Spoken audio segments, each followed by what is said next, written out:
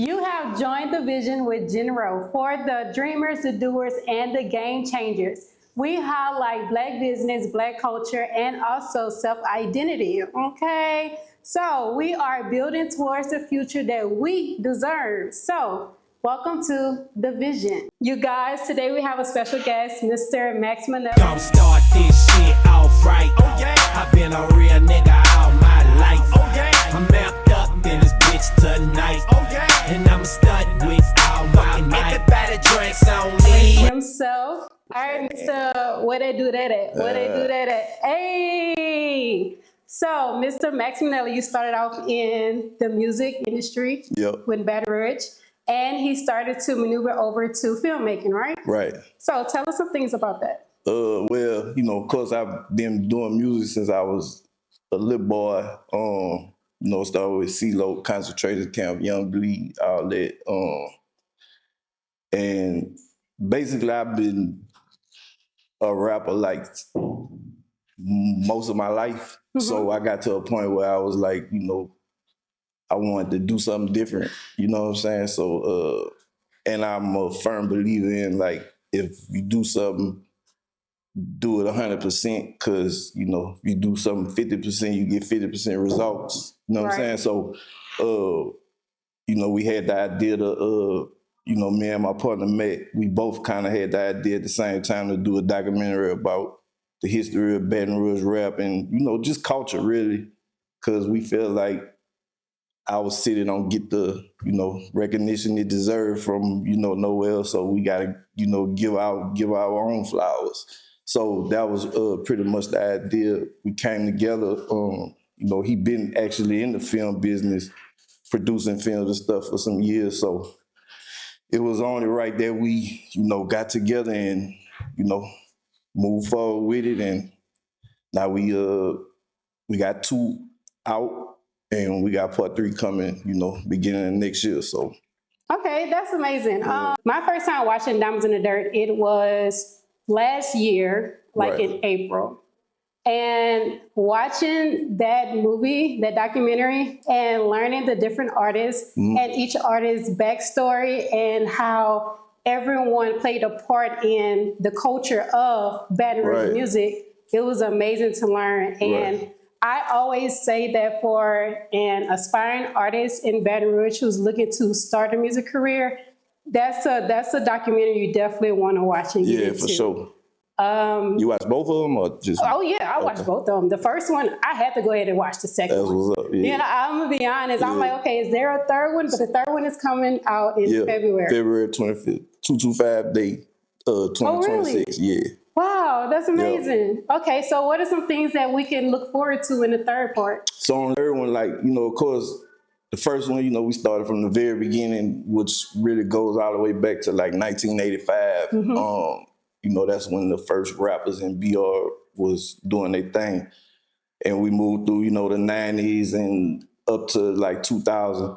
Part 2, we go into more the jig era, which is the early 2000s. And so on this one, we pretty much picking up where we left off. We kind of circled back because on this one, on the first 2, we kind of tell actual stories of artists. On this one, we kind of took a different approach where we covering more topics. So it's we talk about the sound, the actual sound, how the sound developed over time. And, because Baton Rouge have a real unique sound, you know what I'm saying? So we talk about that, and we talk about all the producers who contributed to developing the sound. We talk about eras the Renaissance Center, was a big thing for the young people, some years ago. We talk about that, then we move on to artists like Level, Mr., people who are more recent than, so we basically pick up where we left off. And then we kind of put a little different spin on the way we put it together, but it's going to be dope for sure.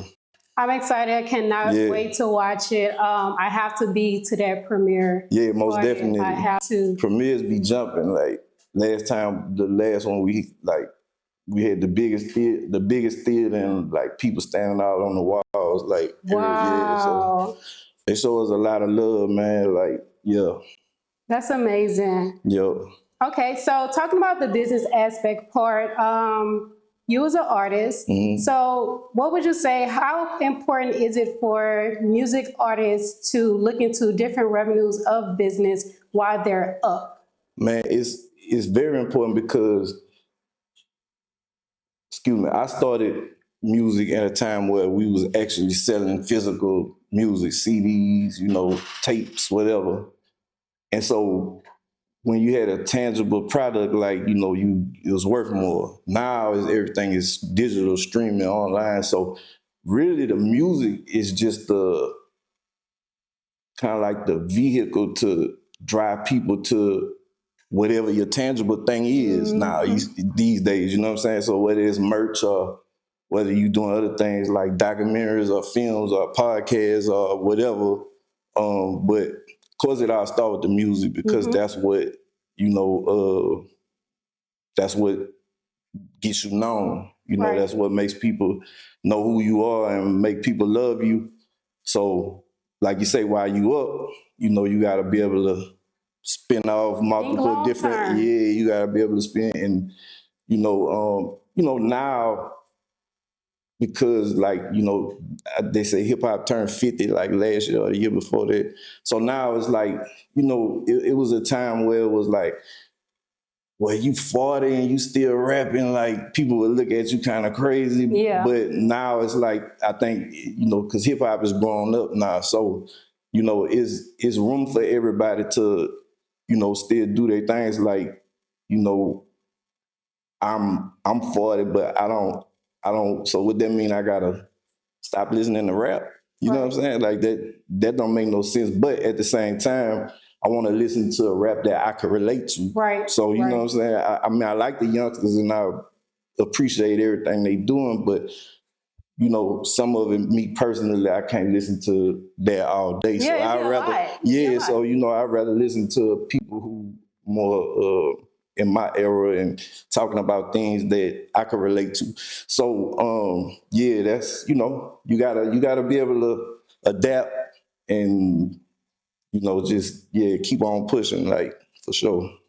One thing I see in the Baton Rouge culture of music, and correct me if I'm wrong when I say this, but when they are up, I don't see many people like putting their money into like investments that could be longevity for them, just in case their music career don't go as far as they wish it to go. So I just be wondering for like Baton Rouge music artists, are they aware of, the importance of investing money for longevity? I mean, I think that like, I think nowadays, like, it's more kind of like awareness about stuff like that. Like when we was young, it was just Get money. you spending your money as fast as it's coming. Like, but it's like the money was coming so fast. Like you never think it's gonna stop, but eventually it come to a point where like, hey man, like I used to do 5 shows a week. Now I'm might do 2 shows a month. So it's like you eventually come to that point where like things start slowing down, and you have to like you say, be able to adapt to different things. And like, a lot of people in, our culture like to just buy stuff that's really depreciates as soon as we buy it. You know what I'm saying? Yes. But we spend money on, bull, Bull crap. Yeah. So yeah, it's like, like I say, it come with age too. When you're younger, you're a little more, wild and free and just doing whatever. But when you get older, you got kids, you own property or whatever, you start being more mindful and more responsible and more, thinking about, your priorities change. So that's a thing. Like, but to answer your question though, like, I mean, the knowledge is out there, you know what I'm saying? But it's just on you if you want to you know what I'm saying? Gather it. Find it and like take it in, so I mean, I think like, I look at a lot of the artists around here. I think a lot of them doing a good job as far as like, of course, you always got people who just blow their bag, and then you know what I'm saying. Once their phone stop ringing, Right. Once that time is up, is up. yeah. But for the most part, like I say, the knowledge is out there. You gotta want to get it and put it to good use. So yeah, I try to everybody like. Whenever I deal with, younger artists, I try to give them wisdom, just like, people gave me wisdom when I was coming up, and, so, yeah.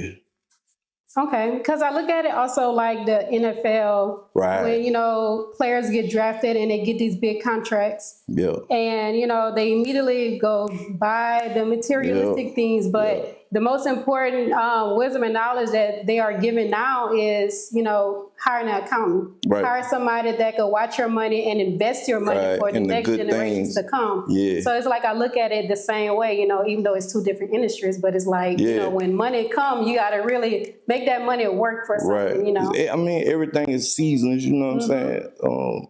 And excuse me, when like ain't no 401k for hustlers, you know what I'm saying? Exactly. You gotta be smart, and the thing about it is like a lot of times we'll make the amount of money that a working person make over their whole lifetime. Yes. We'll make that in like 5 to 10 years, you know what I'm saying? So it's like it's a lot when you take kids who come from the dirt, who didn't have nothing, and then all of a sudden now they on this level, and they so it's like it's a learning curve, but like you say, you gotta know how to surround yourself with the right people and hire the right people, and that's gonna give you good advice and show you how to budget your money and do the right things, because you need that money to last. You know what I'm saying? I agree. And talking about lasting, because Baton Rouge music culture, Baton Rouge is known for club bangers. Right? Yeah. So the people want to hear club bangers. Right. So if you've been an artist and you're known, you have some great songs that were club bangers. But when it was time for you to pivot and you wanted to create those songs that really develop the emotional connection with your audience, how was that, being that, it's kind of hard to please Baton Rouge music industry when it's, Yeah, but I mean, because like when I was younger, like the music I was doing was, like people always used to tell me like, man, your music sound bigger than here. You know what I'm saying? So it's like I had to figure out a way to like be able to, as an artist, like be able to please where I'm from. But at the end of the day, it's like I'm Baton Rouge to the, you know what I'm saying? So it's gonna be Baton Rouge, but it's still, like it might be a little more lyrical, it might be a little more whatever. So it's it's kind of like a balancing act, like, but I always say like music is the language of emotions. So for every emotion you could feel, I try to make a song for that go with that. You know what I'm saying? So when you want to go to the club, like you gotta have them, but at the same time when you riding and thinking, you gotta have songs for that. Or when you sad, you gotta have songs for that. Or when you going through tough times, you gotta have something that's a little uplifting or inspirational for that. So I try to cover all them bases, whenever I'm doing music. You know what I'm saying? I agree. So y'all did an amazing job with Diamonds in the Dirt. Appreciate it. What does Diamonds in the Dirt actually mean? So Diamonds in the Dirt is like, like the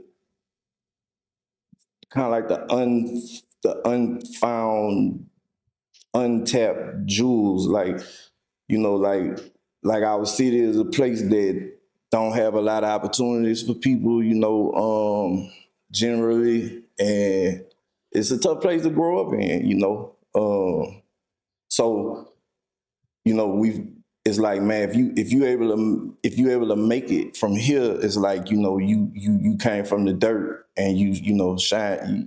It's like they dust the dirt off you and Right. you able to shine. So it's like that's what the meaning of diamonds in the dirt. Like our little slogan is a place where dreams don't exist. You know what I'm saying? So it's like we say, man, we was able to have a dream where dreams don't exist. You know what I'm Right. saying? So that's pretty much like the thought process behind, what diamonds in the dirt really means, So like we all diamonds in the dirt. Like we all got that shine in us somewhere, it's just being able to, find that it dirt and out. let it shine. Yeah.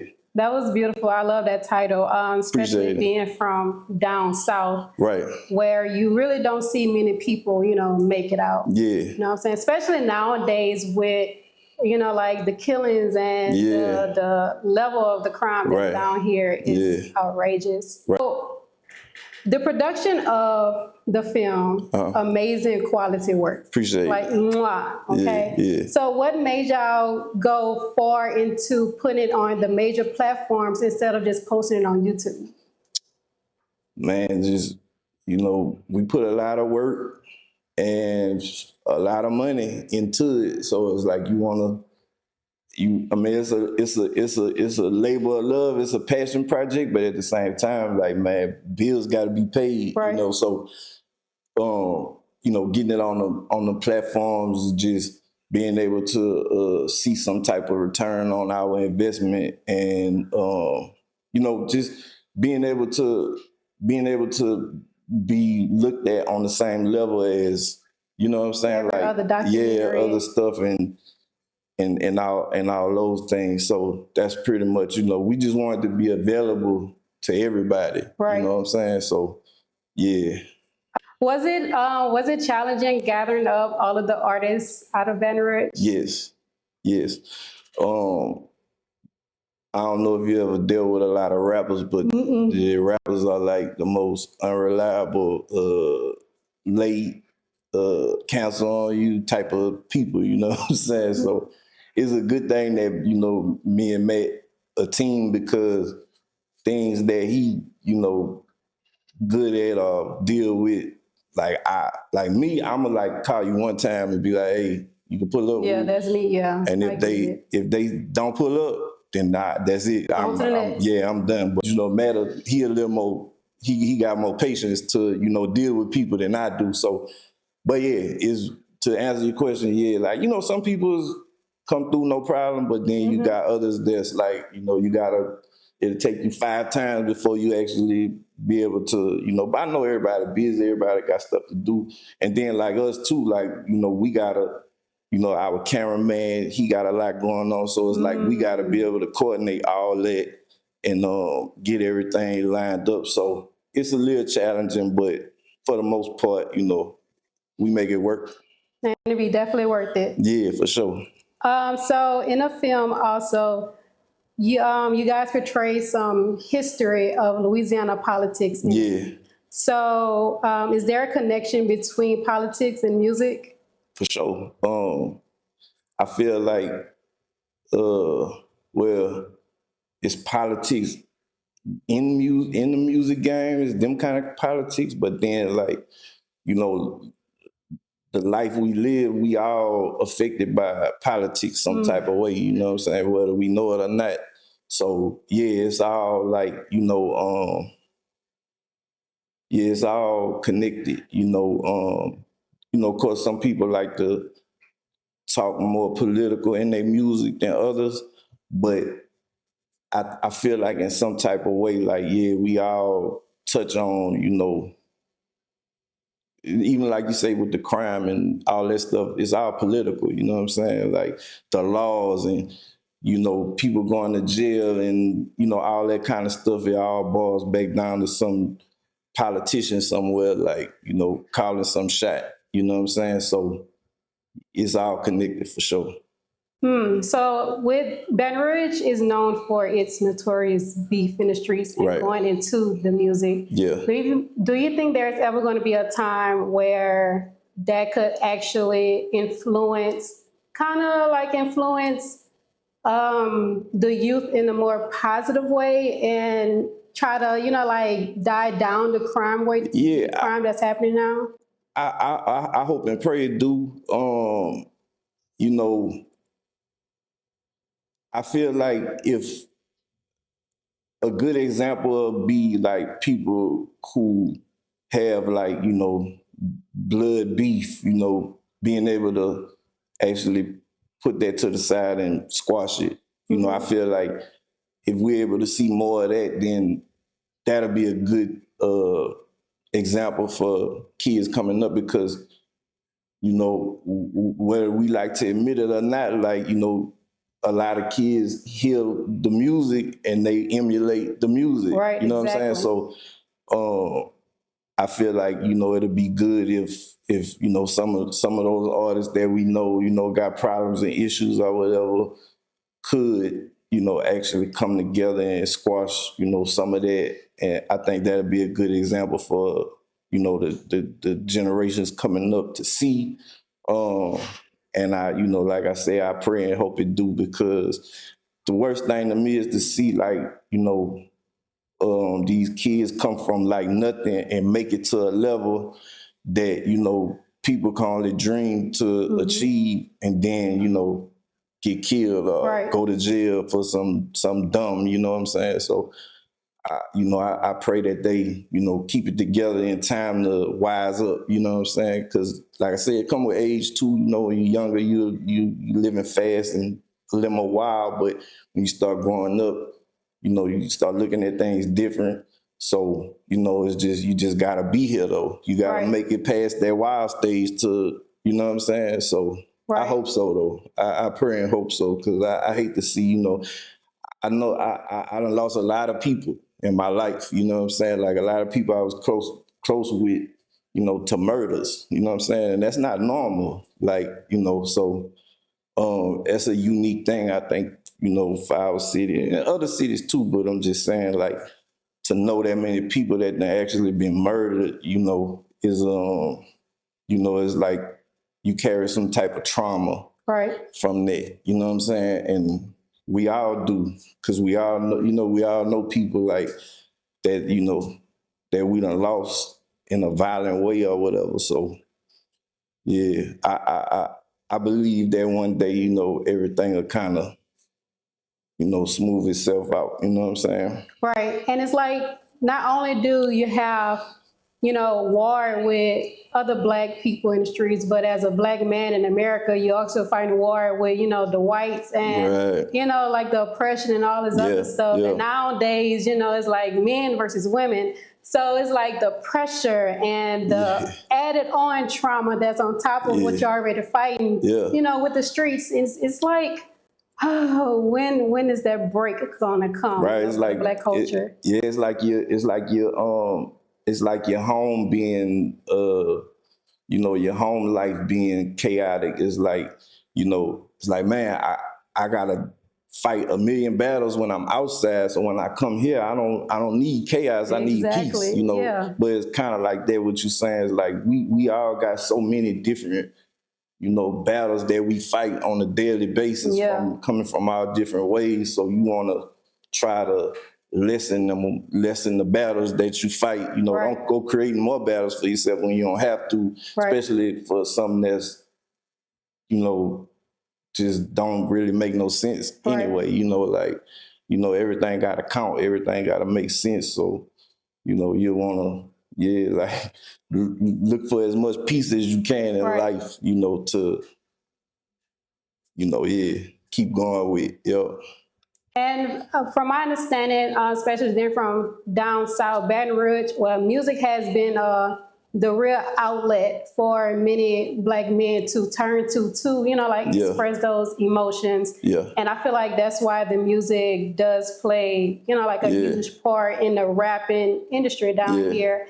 So it's like, we just gotta get it together. Yeah, for sure. We gotta get it together because whatever the energy that you're putting into the music, that's the same energy your listener is going to take in. So it's you gotta be mindful about what kind of energy you putting out there. Yeah, for sure. Yes. I always try to be mindful about that. put, and like you say, you gonna put some bad energy out there, but just try to put more good energy than bad. Then bad. Yeah, we have our bad days. Right, you know what I'm saying? right. Nobody's perfect, Right. but it's like be mindful of what you're putting out. You know what I'm saying? Because you influencing somebody some type of way, regardless. You know what I'm saying? So try to influence them to, do something good. I agree. I wholeheartedly agree. Baton Rouge rap started in 1985. Right. 40 years ago. Right. Right.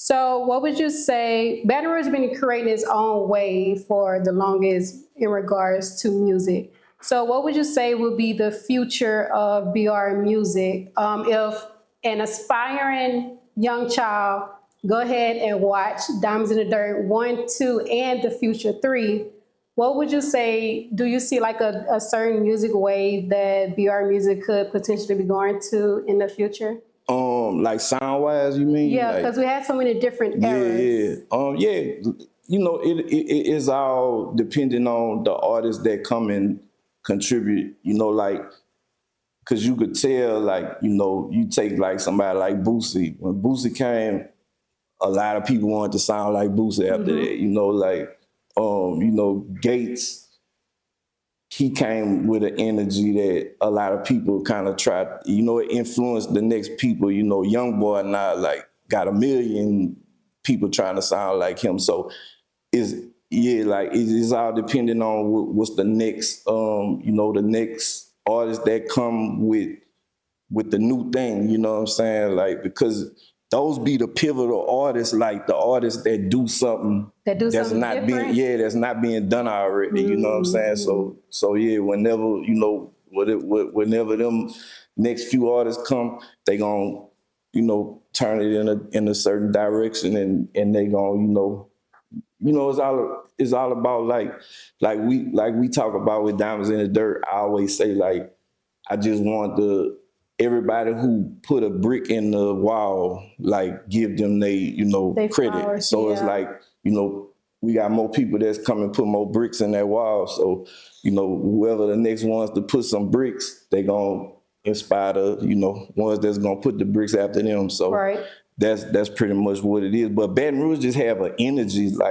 that's, undeniable, and it's real distinct. We always talk about how you gotta be from Baton Rouge to be able to make one of them beats like that. It's just something in us, our brain tick a certain kind of way, because people try to do it that's not from here, but they can't really do it. You know what I'm saying? So, yeah. It definitely have this certain energy in it, because the minute you put it, a Baton Rouge song. A Baton Rouge song. It make your body just start moving. It's crazy. And when I think about it, to me is very similar to Michael Jackson music. Right. Michael Jackson music has this certain energy, frequency level to it, where it makes you feel automatically a certain different way. Right. And it's Baton Rouge music really does the same thing. Maybe it's the frequency that's being recorded. It's the frequency that we live by or something, and we able to channel that into the music. But because the people who live here is on that same frequency, it's the same thing. It's like a radio in your car. The radio station have a tower somewhere that's shooting that frequency out, but you're not gonna pick it up till you put them numbers that, you know what I'm saying? So it's like our frequencies match up with the people who from here and feel that same thing. You know what I'm saying? Right. That's amazing. So Diamonds in the Dirt 3 is set to be released February 25th, 2026. That is 225 day, and I cannot wait. Make sure that I'm gonna be waiting on my invitation. Yeah. Okay. Yeah. I'm gonna be waiting on my invitation. Most definitely. Yeah. We're gonna have premieres. We're gonna have an after party for the big premiere. We're gonna be at 225 Fest, with the booth set up and all that. I'm sure I'll probably be performing there again next year too. So just be on the lookout for that. Diamonds in the Dirt 1 and 2 out now on Tubi.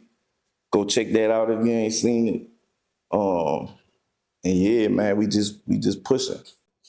Thank y'all for tuning in. Thank you for coming out and thank you for sitting with having me. us. This was amazing. I get so excited talking about the culture and what to look forward in the future. Right. So yeah, be sure to like, comment, and subscribe, and go check out Diamonds in the Dirt Part 1 and 2. That's already streaming on all major platforms. And also be on the lookout for Part 3 that will be dropping next year in February. So thank you for tuning in, and bye. See y'all later. Yeah. Thank you for tuning into The Vision with Jennro. For the dreamers, the doers, and the game changers. If this episode inspired you, be sure to like, comment, and subscribe, and share it with your tribe, okay? Be sure to also follow us on all social media platforms, and don't forget to go ahead and tune into Diamonds in the Dirt Part 1, Part 2, and the upcoming Part 3 in February, all right? So I'm gonna link all socials down below, and be sure to check us out. Until I see you next time, bye.